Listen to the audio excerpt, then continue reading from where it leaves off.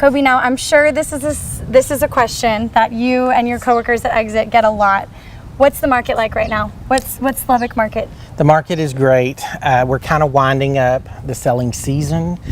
We typically have 6 months on, 6 months that are still on, but not our really top end months. We kind of think of it when the farmers have a crop in the field. That is our sowing season. That's when most of the market moves. And then we start slowing down when the kids get back in school. We have our holiday months. And then January is kind of a catch-up period for most families. In February, we all start getting the spring itch. And by March, we're ready for the sun to be out and let's go look at houses. And that generally kicks off our good season. So I would say March through August are our prime months for residential real estate sales in Lubbock. So as we're in September, October, we're heading here into fall. What do you see? What are people interested in? You know, what should someone who's interested in real estate, either switching houses, buying, selling, whatever, what should they start thinking about? First and foremost, we always want them to think about their finances. Make sure that their credit's in good shape. Make sure that their debt to income ratio is good. We always encourage them to start with a local lender because we want them to make sure that they are healthy to come and start looking at houses.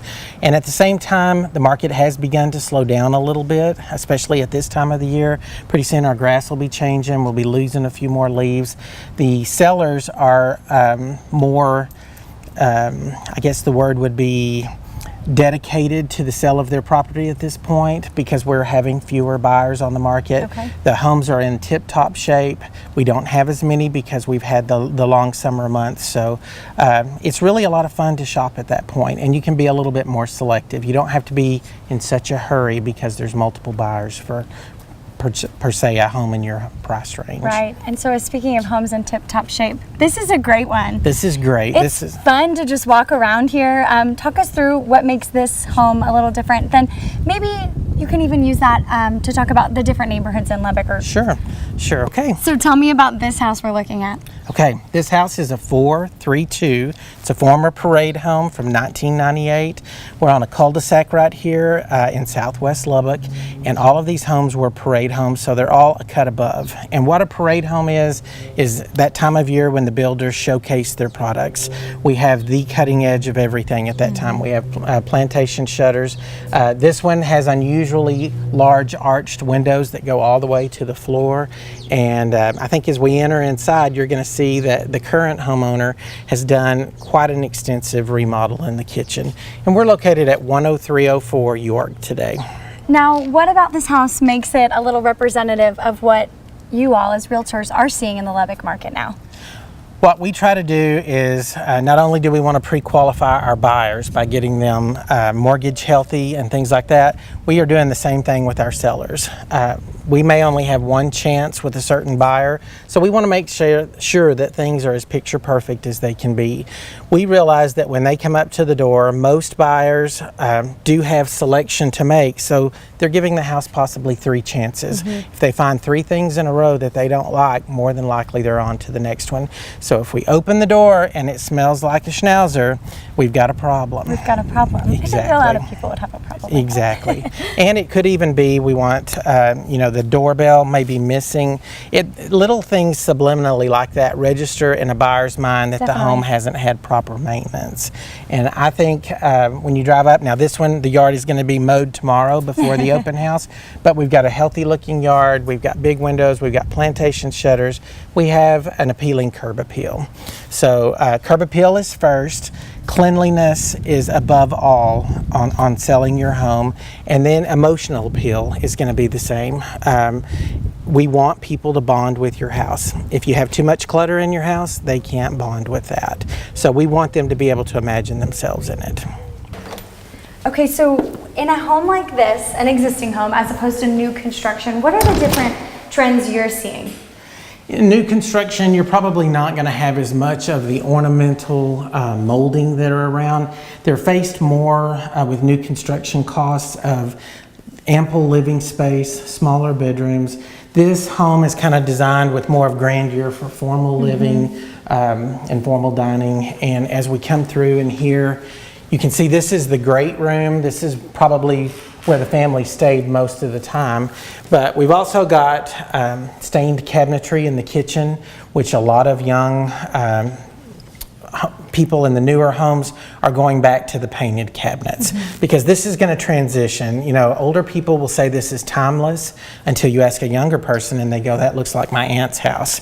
So colors are changing, trends are changing, finish work is changing, and we all know, you know, they've put a semi-modern light fixture in here with the faux candles, and we have a lot of orbs. You know, the shapes are really a big thing, and the textures. Metal is really in right now. Yes. Now, the comparison between an existing and new construction price, you're going to get a lot more square footage in a home like this, with probably a few more amenities that you might want that you are going to take time to pay for. Amenities such as, let's say, a pergola covered patio, plantation shutters, the real wood hard floors. We've got gas cooking in this one, and if we can pan in over here, you can see they've got insets. I love this with the floor. textures. We've got a super wine refrigerator. We have double ovens, microwave, warming tray over here. And this is definitely a home that's going to sell to probably a family that has a cook. Right. You know, you'd feel guilty if you came in with your Burger King sack and set it on the side over Your here. Sonic sack. Exactly. Yes. I expect that these people, unlike myself, will have fresh fruit in their house too. We never have things like that in our home. So it really, you all find the right home for the person's lifestyle. For Exactly. the cooking mom or the on-the-go working mom and the working dad. You know, when we first get together, it's not about selling a house, it's about fulfilling a dream. And we consider ourselves at Exit Realty not so much salespeople as we are personal counselors. Just talking with you a little bit as we've walked through, I've determined what would be important in your life.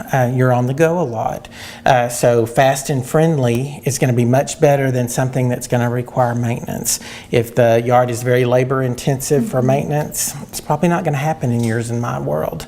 But you know, for more established people that entertain or spend what I call rejuvenation time at home, backyard is going to have to be lush and posh.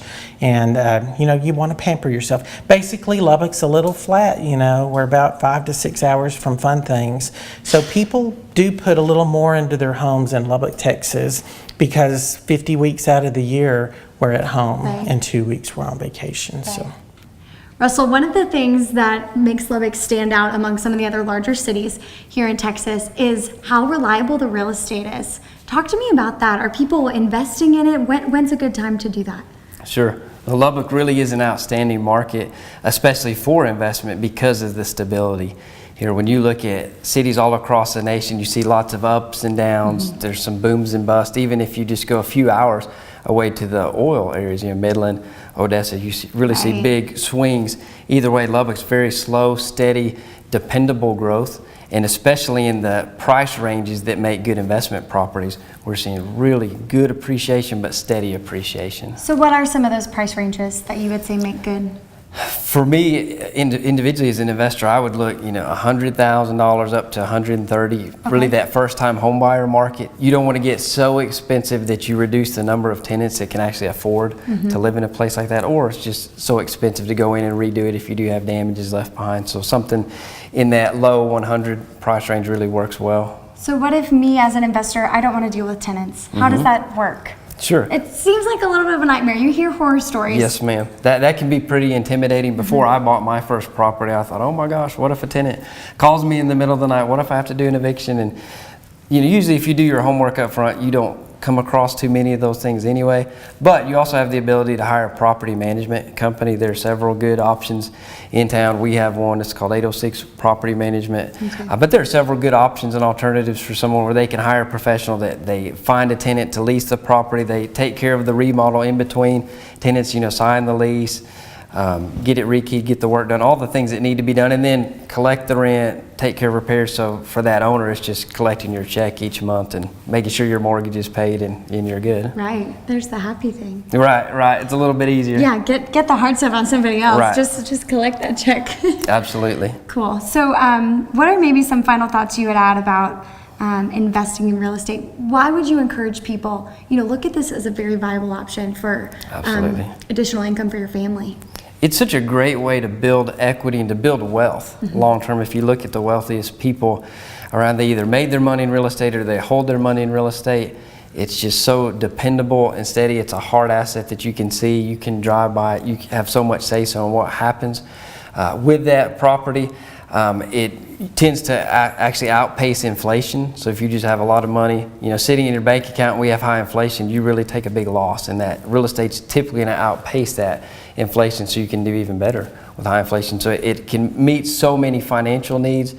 Even from people starting out young, you can buy a house to live in with the intention of making that a rental long term. Live there 6 months, get it in good shape, maybe do some work yourself, save some money, buy the next house, owner occupied, turn around and rent this one, and continue to build this portfolio of properties. And we've helped several people do that. And real estate is really just that steady source.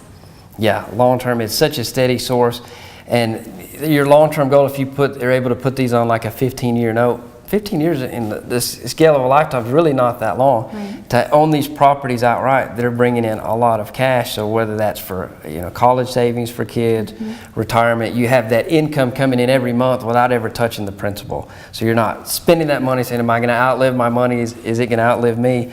Well, you always have that principal if you can live off the income it produces, and then actually the asset itself, the property's going up in value as you go too, and there are tax write-offs and some other benefits as well. And you say the South Plains is the place to do it? I believe so. Looking at so many other markets, we have just such steady growth, and our city has so many great dynamics going for it with Texas Tech, great healthcare, just so many things driving the population growth here, that it continues to be in demand. We have tenants all the time moving from out of town or out of state because they can find employment so much easier, and just the lifestyle they're attracted to. So it makes it a great place to own property where you're going to continue to see those values go up.